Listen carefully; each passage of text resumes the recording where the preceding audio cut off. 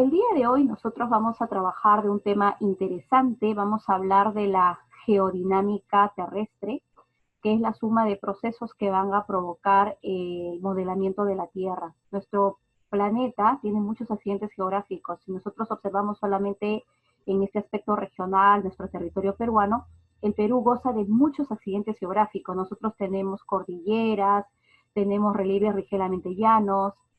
Entonces, el día de hoy exclusivamente vamos a hablar de una rama de la geología, que es la geodinámica, que se encarga de explicarnos cómo actúan todos estos procesos al interior de la Tierra y fuera de ella.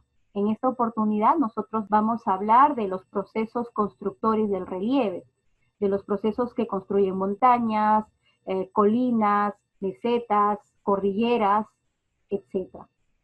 Entonces, ¿qué es la geodinámica interna? La geodinámica interna es un conjunto de fuerzas que ocurren desde el interior de la Tierra hacia la superficie y van deformando la corteza, van construyendo nuevos paisajes. Aquí, por ejemplo, en tu pantalla tú puedes percibir una foto de una zona muy accidentada geográficamente.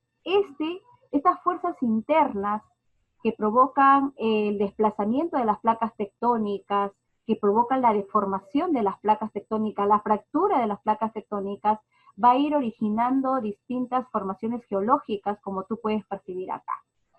La geodinámica interna son todos los agentes constructores de los relieves de montañas, mesetas, colinas, cordilleras y actúan desde el interior de la Tierra. ¿Cómo actúa la geodinámica interna? A través de dos procesos. Uno es el vulcanismo y el diastrofismo. Cuando hablo del diastrofismo, estoy hablando exclusivamente del movimiento de las placas tectónicas. Las placas tectónicas se mueven lentamente, esto ocurre por las corrientes convectivas. Las corrientes convectivas son corrientes que se van formando al interior de la Tierra en una parte que se llama manto, y estas corrientes se van desplazando lentamente a causa del calor interno de la Tierra. Entonces, esa es la causa básica del desplazamiento de las placas tectónicas. A ese desplazamiento nosotros le vamos a llamar diastrofismo. ¿Está bien? Como tú lo ves acá.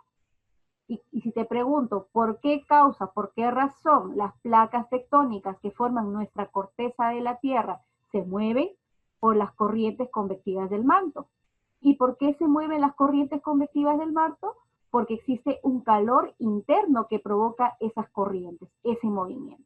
Entonces, cada vez que las placas tectónicas se mueven, se pueden mover de forma horizontal y también se pueden mover de forma vertical, ya que eso lo vamos a explicar en el transcurso de la clase. Otra forma como actúa la geodinámica interna es el vulcanismo. Cuando hablamos del vulcanismo, hablamos del proceso a través del cual se libera el material magmático desde el interior de la Tierra hacia la superficie. Quiero hablarte un poquito más sobre lo que es el diastrofismo.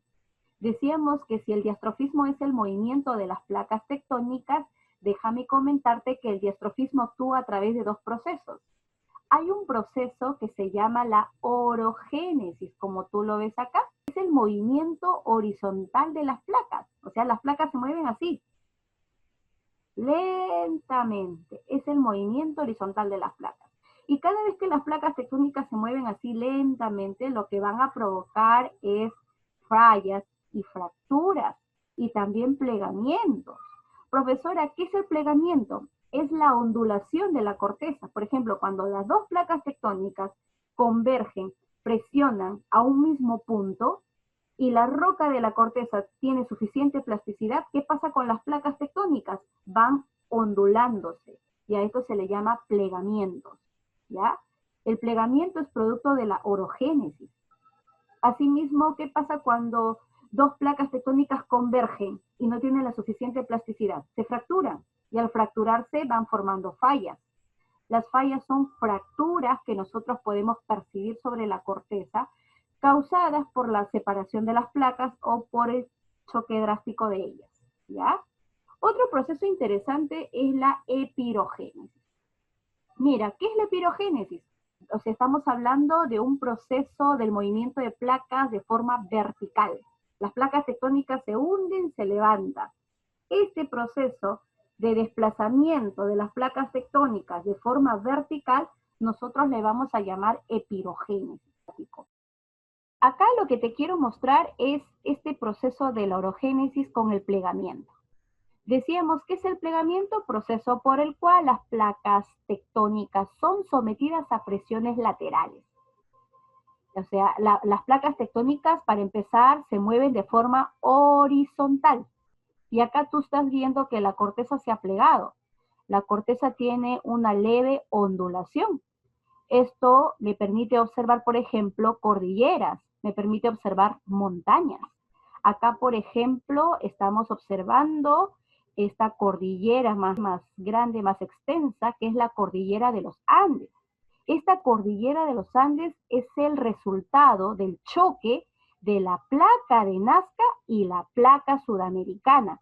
Estas dos placas tectónicas chocan hacia un mismo punto y aquí se da la convergencia de placas.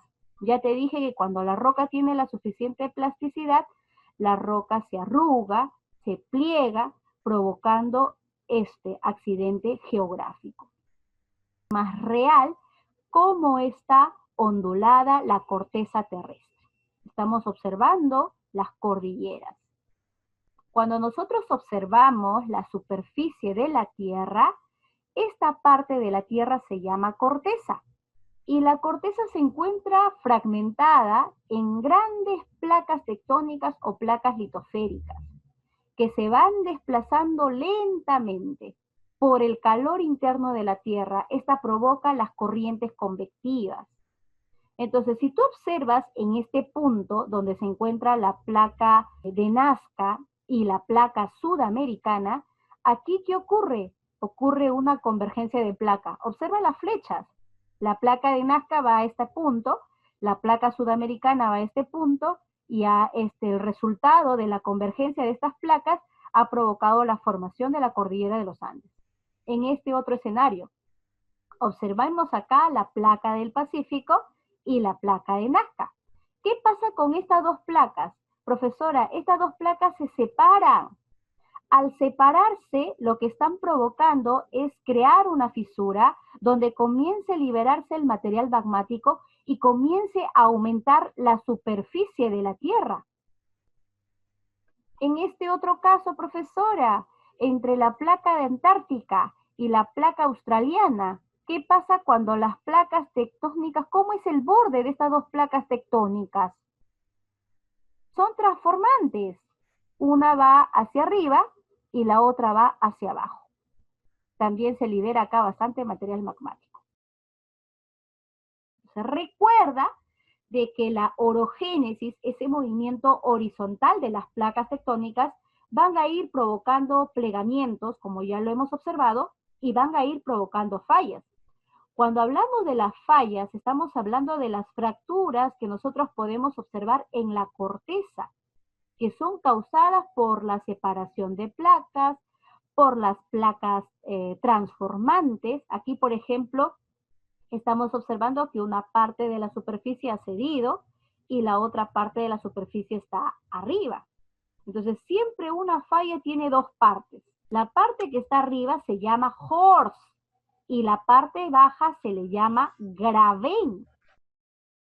¿Qué decíamos de la epirogénesis? Que es el movimiento vertical, lento, más lento que la orogénesis, produce elevaciones, produce hundimiento de extensas zonas de la corteza. Y esto ha permitido la existencia de los continentes.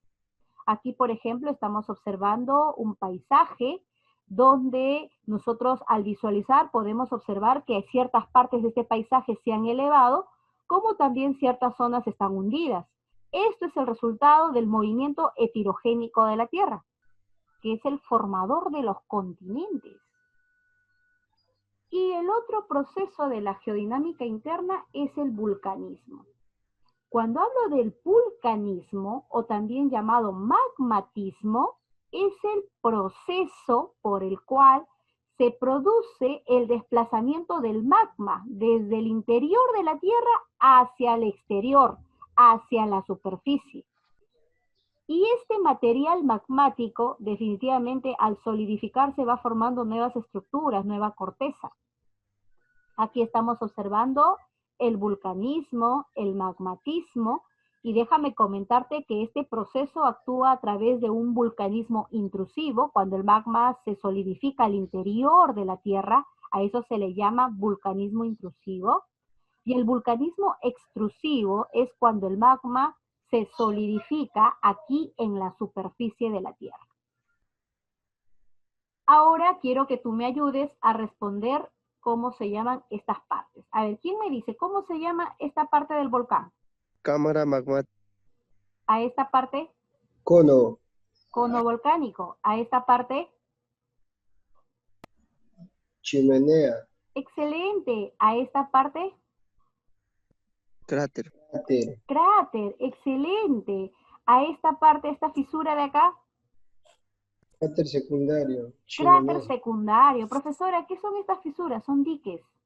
Visualiza, son diques. Y en la cámara magmática, ¿de dónde viene el material magmático? Del manto. ¿De qué parte del manto? De la La pirósfera. pirósfera.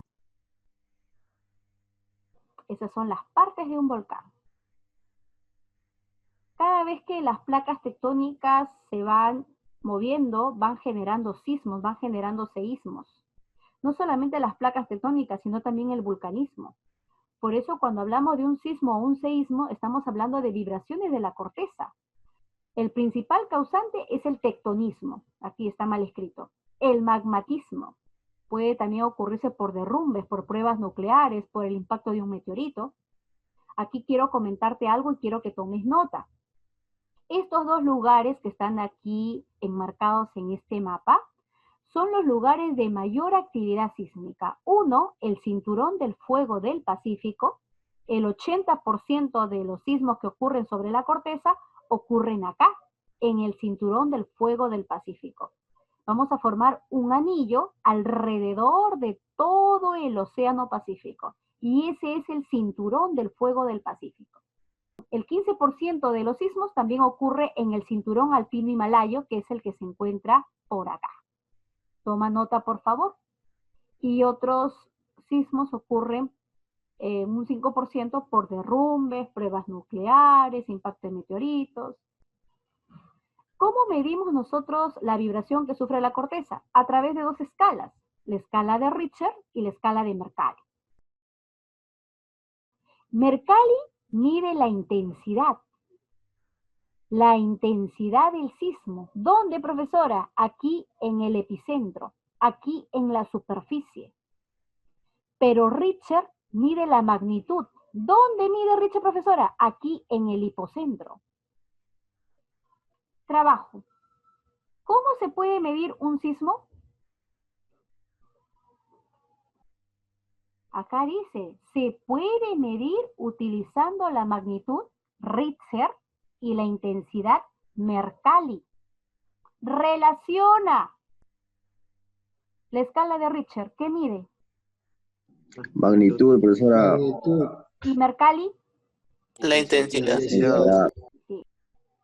¿Cómo se han construido los continentes? Por la geodinámica interna. La E. ¡Excelente! Los volcanes de América, de Asia y de Oceanía.